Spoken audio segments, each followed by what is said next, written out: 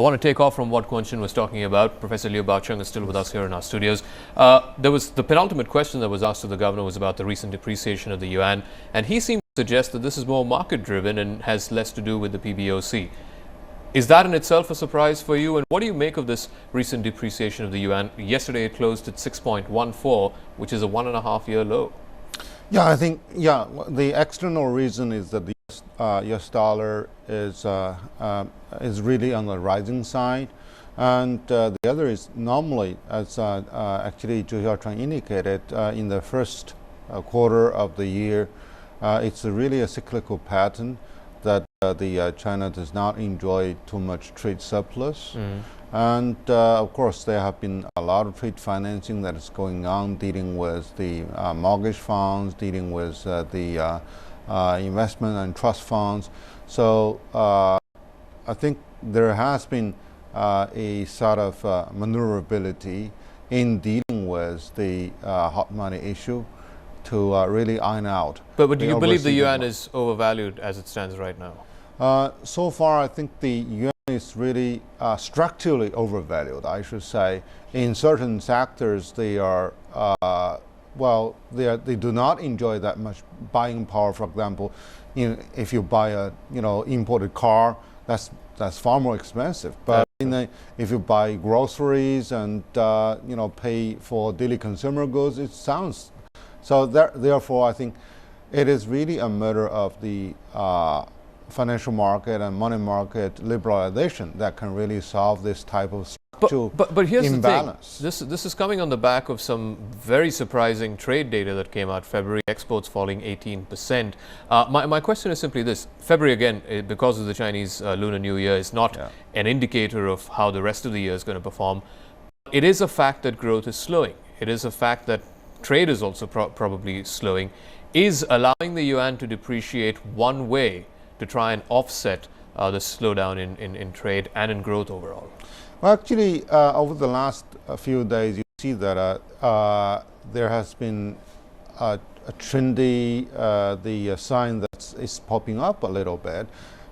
It's really to allow, in financial terms, we call it to allow the snake to move up and down in a tunnel.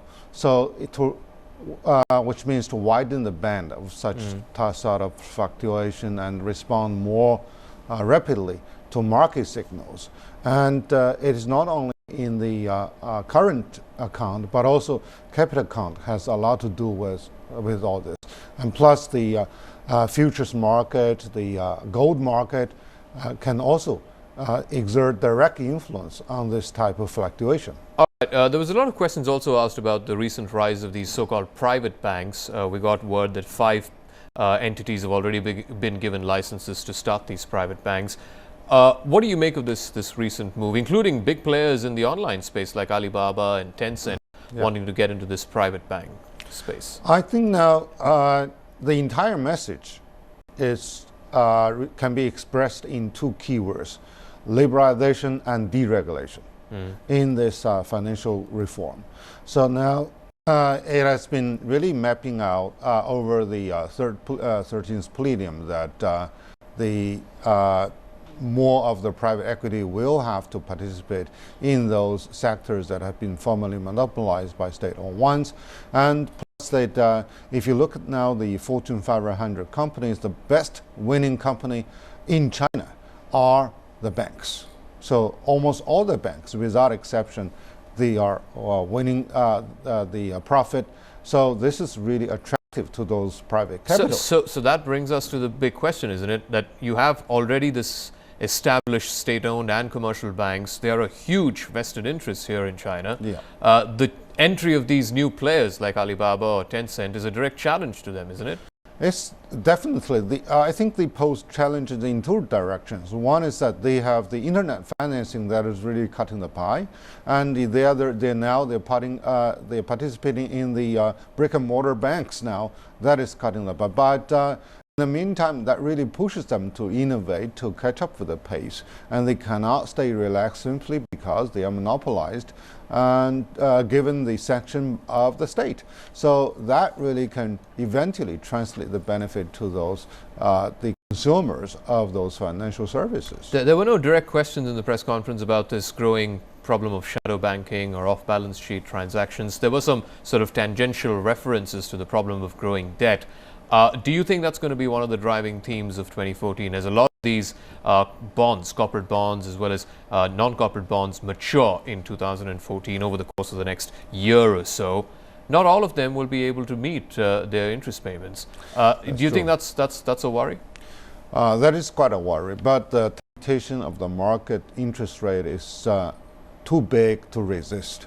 So therefore, one is, I think the central bankers will have to think what is the most appropriate level of deposit reserve.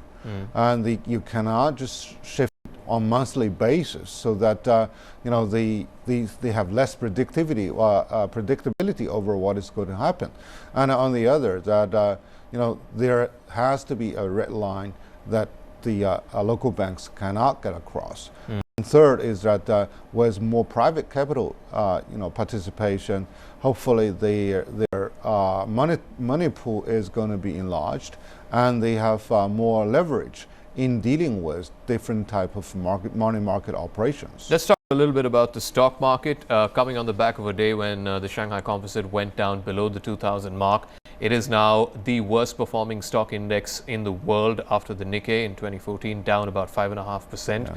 Yeah. If you are a retail investor out there, or if there are retail investors out there, is there anything they have come off with as a reassuring sign from these top guns in the finance world here in China as to things can get better in the stock markets this year?